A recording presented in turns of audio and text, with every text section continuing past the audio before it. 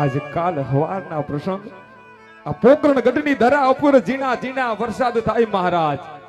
એ વરસાદ થતાની સાથે ખેડૂતનો દીકરો જ્યારે ધોરીડા જોડી અને વાવણી કરવા જાય ને મહારાજ, જતી વેળાએ એને તમારા સુકન થયા મહારાજ, અને તમારા સુકન લઈ એ ખેતરની અંદર વાવણી કરી મહારાજ. એક દિવસ બે દિવસ એવું 15 દિવસના વાળા વહી ગયા મહારાજ.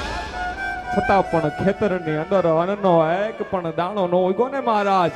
એના કારણ એક જ છે મહારાજ, આજ તમે પાપી પેટે વાંધ્યા છો મહારાજ, વાંધ્યા છો.